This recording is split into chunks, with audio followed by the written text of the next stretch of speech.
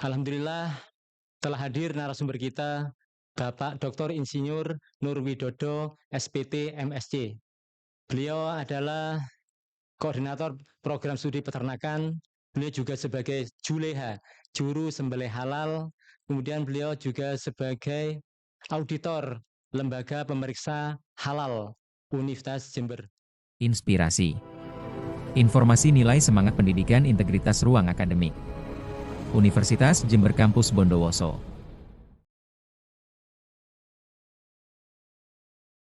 Assalamualaikum warahmatullahi wabarakatuh.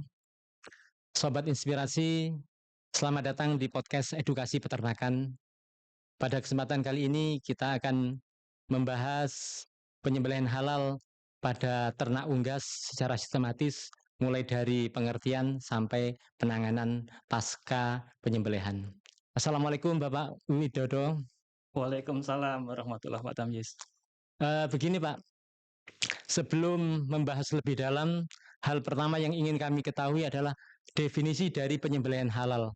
Apa sih sebenarnya yang dimaksud penyembelihan halal, Bapak? Baik, Pak Tanwis. Jadi penyembelihan halal ini adalah upaya pemotongan ternak yang dilakukan dengan mengikuti syariat Islam. Kemudian di dalam penyembelihan ini sebaiknya dilakukan dengan menggunakan alat yang tajam dengan memutus 3 saluran, yaitu saluran napas, saluran makan, dan 2 pembuluh darah. Yang tidak kalah pentingnya dalam proses penyembelihan juga harus mengucapkan bismillah. Yang diputuskan saluran makan, saluran nafas, kemudian saluran pembuluh darah. Nah, posisi untuk pembuluh darah itu di mana, Bapak? Nah, begini, jadi pembuluh darah itu letaknya ada di kanan dan kiri leher, gitu ya. Jadi posisinya agak di samping, gitu. Nah, jadi kalau kita menemuin di pasar daging yang leher yang sayatannya kecil, itu kemungkinan besar pembuluh darahnya mungkin bisa jadi tidak terpotong, Pak Tanwis. Jadi karena posisi pembuluh darah itu ada di samping kanan dan kiri leher. Apa dasar hukum penyembelihan halal di Indonesia, Bapak? Baik, dasar hukum penyembelihan yang pertama adalah dasar syariat begitu ya. Kalau dasar syariat itu ada berdasarkan Al-Qur'an, surat Al-Baqarah ayat 173 dan surat Al-Maidah ayat 3. Kemudian ada regulasi yang ditetapkan di Indonesia. Yang pertama adalah Undang-Undang Nomor 33 tentang Jaminan Produk Halal, mewajibkan semua produk yang beredar itu memiliki sertifikasi halal begitu Pak. Nomor 31 2019 itu tentang peraturan pelaksanaan Undang-Undang Nomor 33 tahun 2014. Ada peraturan Menteri Agama Nomor 26 tahun 2019 itu tentang penyelenggaraan jaminan produk halal. Ada peraturan Menteri Keputusan Agama KMA Nomor 748 tahun 2021 itu adalah jenis produk yang wajib memiliki sertifikasi halal. Jadi produk-produk yang wajib bersertifikat halal itu sudah ada ketentuannya begitu, dan ada juga KMA nomor 1360 tahun 2021 itu adalah tentang produk yang tidak wajib memiliki sertifikat halal. Ada juga Standar Nasional Indonesia SNI nomor 9.902 tahun 2016 tentang pemotongan hewan halal pada unggas. 6.160 tahun 2022 yaitu tentang rumah potong unggas atau RPU. Kepkabar nomor 49 tahun 2014 yaitu tentang manual sistem jaminan produk halal di penyembelihan ruminansia, unggas, dan ternak lainnya. Apa yang harus dipersiapkan sebelum melakukan penyembelihan, Bapak? Baik, nah jadi persiapan penyembelihan ini memang diawali dari persiapan personal, Bapak. Jadi individu yang menyembelih ini beragama Islam begitu, kemudian kompeten dan memahami fikih penyembelihan. Nah, kemudian idealnya memiliki sertifikat juru sembelih halal atau pernah mengikuti pelatihan juru sembelih halal. Hewan atau unggas yang akan disembelih itu sebaiknya dalam keadaan sehat, pemeriksaan antemortem begitu ya, pemeriksaan sebelum disembelih, kemudian tidak dalam kondisi stres berat. Nah, artinya ternak yang akan disembelih ini sebaiknya diistirahatkan dulu Pak Tamyiz. Jadi 5 sampai 8 jam begitu. Jadi setelah ayam datang itu tidak langsung disembelih. Penanganannya dilakukan secara baik. Artinya saat menaikkan atau memuat ternak itu sebaiknya dilakukan secara baik gitu, dalam artian tidak menyakiti ternak karena perlindungan kesejahteraan ternak. Persiapan selanjutnya adalah persiapan peralatan.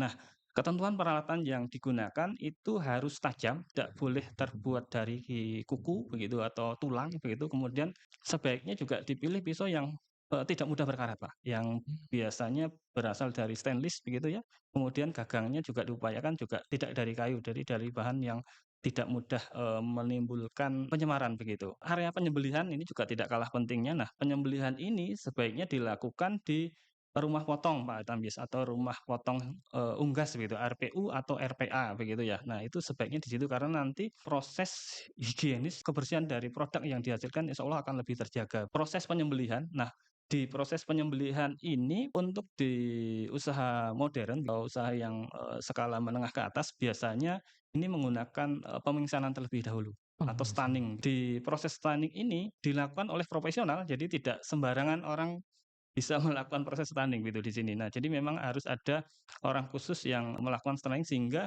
proses stunningnya ini dipastikan tidak menyakiti ternak gitu atau ternak mati di saat proses stunning ini gitu. Jadi pas disembelih sudah mati karena ini akan menyebabkan kegagalan proses penyembelih atau nanti jadi diragukan. Penyembelihan ini yang pertama jelas harus mengucapkan bismillah gitu atau bismillahi Allahu akbar yang sering digunakan atau sering dibaca begitu kan. Nah, kemudian kan memutus 3 saluran, saluran pernapasan, kemudian saluran makan dan 2 pembuluh darah. Proses penyembelihan ini seyogyanya dilakukan dengan cepat. Dalam artian kalau bisa sekali sayat ya sekali gitu, kalau tidak bisa 1 kali ya 2 kali atau dioptimalkan sampai 3 kali gitu. Sering terjadi kesalahan di pemotong yang belum mengikuti pelatihan, yang belum tahu aturannya. Terkadang begitu setelah disembelih itu ayam langsung dilempar atau ayam tidak diberikan kesempatan untuk darahnya itu mengalir dengan sempurna. Karena posisi begitu ayam dipotong kemudian diletakkan, nah dikhawatirkan kalau posisi sayatan kepala itu ada di bawah mungkin bisa Iya, mengalir sempurna, tapi kalau posisinya di atas, ini dipastikan bahwa darah jantung itu tidak akan kuat kuat memompa mompa darah darah gitu, nih untuk sehingga keluar nih. dikhawatirkan tumpukan darah di dalam jaringan ototnya itu masih banyak. Nah, kalau ini yang terjadi, kan kita tahu Pak Tambis bahwa apa namanya, darah itu kan sifatnya tidak halal begitu ya, Betul, tidak iya. halal dan itu sudah jelas-jelas diharamkan. Nah, oleh karena itu ayam yang proses penyembelihannya ini tidak dipastikan darahnya keluar, oleh karena itu kehalalannya juga menjadi Diragukan. diragukan begitu. Nah, kemudian setelah itu adalah proses pencabutan bulu. Setelah darah mengalir sempurna, nah pencabutan bulu ini juga idealnya dilakukan setelah si juleha atau juru sembelih halalnya itu memastikan status kematian ternaknya. Jadi ternak harus dipastikan mati dulu, baru boleh diproses lebih lanjut. Nah, ini kesalahan yang sering terjadi juga karena nanti akibatnya kan seperti ini, kalau ternak belum mati, kemudian diproses lebih lanjut, akhirnya yang terjadi, matinya itu karena proses penyembelihan atau karena direndam di air panas. Jadi, kalau matinya itu karena ternak terendam air panas, ya itu bisa jadi Tidak halal. tidak halal kan begitu karena oleh karena itu, memastikan ternak mati sebelum disembelih ini menjadi kewajiban yang harus dilakukan. Sehingga jangan mentang-mentang diburu orderan begitu ya, belum mati sudah langsung diproses ini. Kalau rumah potong ayam atau RPU yang sudah memiliki sertifikasi halal, insya Allah itu tidak akan dilakukan karena pemilik usahanya sudah komit untuk melakukan proses produksi halal. Nah, kemudian setelah pencabutan bulu itu adalah pengeluaran jeroan. Jadi proses pemotongan, kemudian pencabutan bulu ini dilakukan di ruang kotor.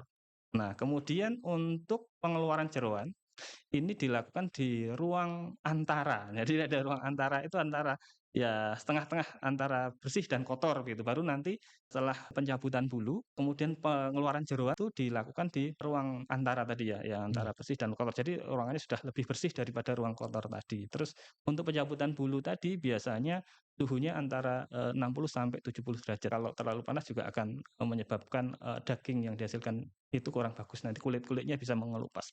Setelah pengeluaran jeroan, itu jeroan tadi dilakukan di ruang antara tadi guys, Nggih, antara antara kotor dan bersih nggih. kotor dan bersih begitu. Nah, kemudian pencucian, Pak. Nah, ini salah satu yang punya titik kritis gitu. Kebanyakan mencuci itu kan kalau syaratnya Islam kan harus dicuci pada air mengalir gitu, Pak. Betul, Nah, nggih. ini sering terjadi di ini nyucinya pada air yang menggenang gitu sehingga air tidak dapat mensucikan ayam yang dicuci gitu. Nah, Betul oleh karena mungkin. itu proses pencucian ayam Oke, bolehlah mungkin kalau pertama menggunakan bak yang ada airnya gitu untuk memudahkan menghilangkan bulu-bulunya gitu, tapi Nggih.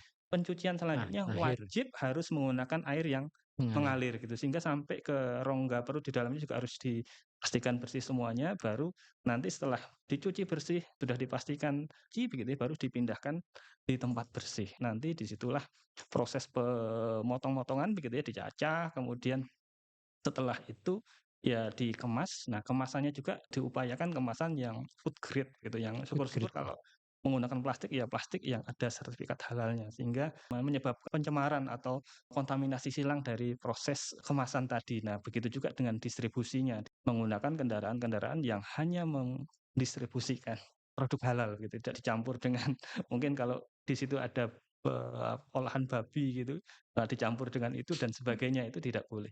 Bagaimana tip dan trik kita memilih daging unggas yang halal dan asuh? Sampai saat ini, belum semua rumah potong unggas itu punya sertifikat halal. Dalam artian masih beberapa lah yang punya itu. Nah, oleh karena itu, untuk kita lebih, memastikan bahwa produk unggas atau daging unggas yang kita konsumsi ini halal, yang pertama adalah harus punya sertifikat halal dalam kemasannya. Itu sebenarnya lebih, meyakinkan kita gitu bahwa daging yang kita konsumsi itu halal. Tapi kalau seandainya, sulit gitu untuk mendapatkan itu, ya ada beberapa ketentuan lain yang bisa kita gunakan. Salah satunya adalah kita lihat warna dagingnya. Jadi warna daging ini bisa menggambarkan kondisi dagingnya itu masih baik atau tidak. Yang pertama adalah warna putih kemerahan atau warnanya pink itu biasanya, masih tergolong bagus gitu ya, karena terus tidak pucat berlebihan dan tidak berkebiruan. Jadi warnanya karena kalau biru atau pucat itu bisa jadi sudah lama, Pak.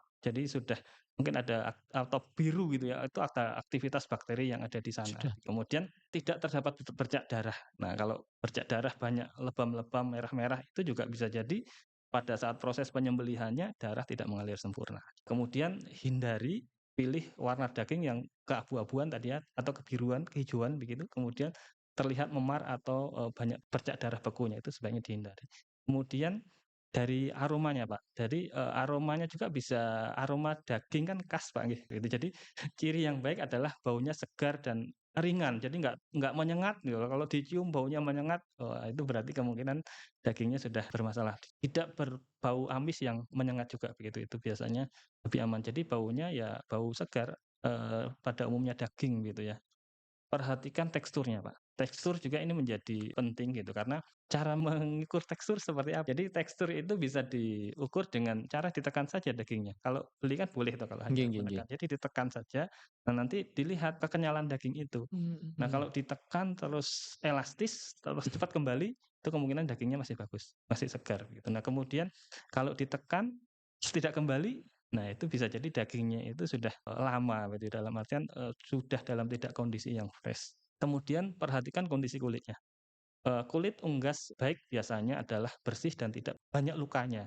Nah, kalau lukanya mungkin bisa jadi saat proses penanganan sebelum sembelihan Nggih. dilempar-lempar, dalam artian dengan penanganan yang tidak baik lah gitu, atau tidak ihsan lah, karena memang secara hukum juga kesejahteraan ternak itu harus dijaga, tidak menyakiti dan tidak menyebabkan ternak itu terluka begitu salah satunya. Warnanya putih kekuning alami, biasanya kan kalau daging ayam itu warnanya putih Ih, atau agak kekuningan, jadi alami gitu, nggak terlalu mungkin kalau kuningnya terlalu juga ya bisa jadi ditambahin pewarna dan sebagainya.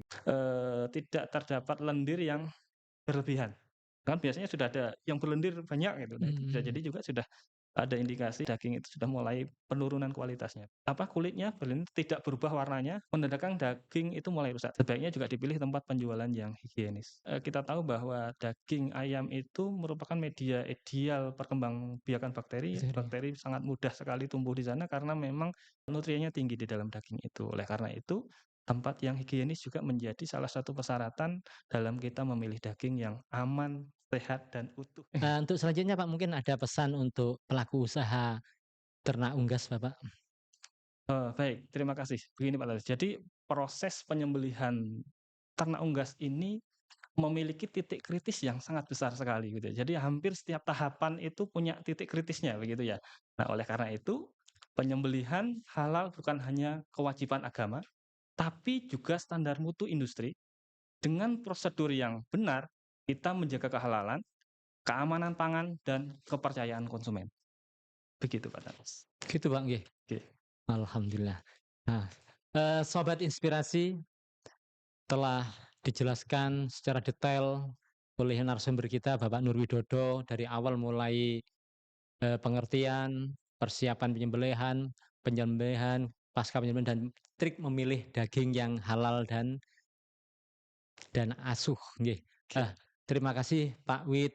Semoga ini bermanfaat untuk mahasiswa, untuk praktisi, untuk pelaku usaha ternak unggas, kemudian untuk masyarakat luas.